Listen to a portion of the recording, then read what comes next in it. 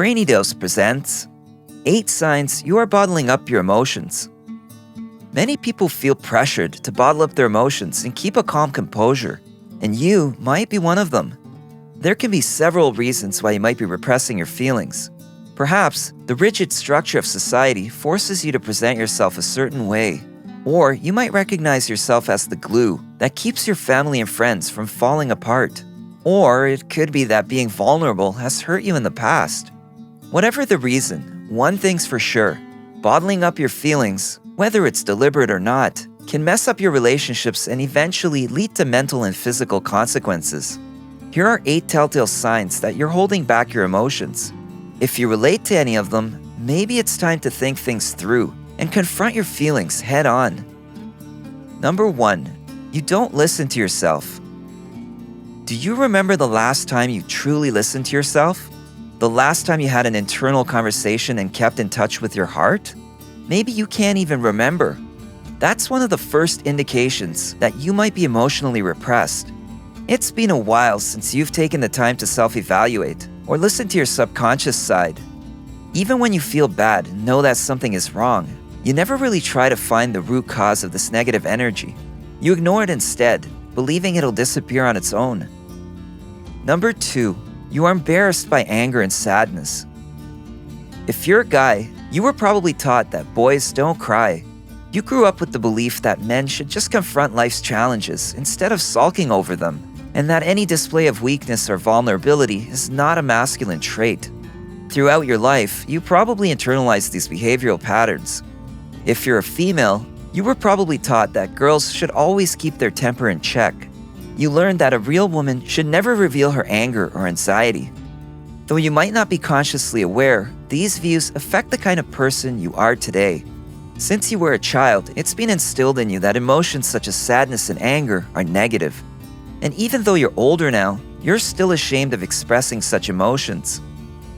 Number 3. You never talk about your emotions. A more upfront byproduct of bottling up your emotions is that you never confide in anyone about your feelings. It's not that you have to tell everyone around you about your inner dreams, fears, and secrets, but you probably never reveal your deepest feelings to your close friends and family either. Even when you burst into tears, you do it alone and out of sight. No matter what your burdens are, you prefer resolving them in private, without anyone else's involvement. Number 4. You are guarded. Have people ever referred to you as closed off? I'm not just talking about one isolated instance. I'm talking about people actively knowing you as a guarded person. Now, being guarded isn't necessarily a bad thing. It's simply a part of your personality.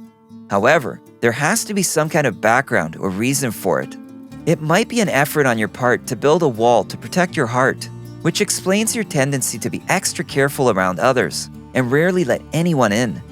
This is just another common indicator that you might be emotionally repressed.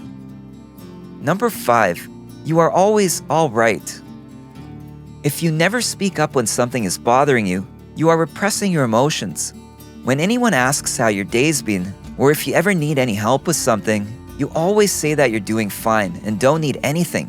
Yet, in reality, everyone has great moments and not so great moments. There are plenty of times when we are anything but fine.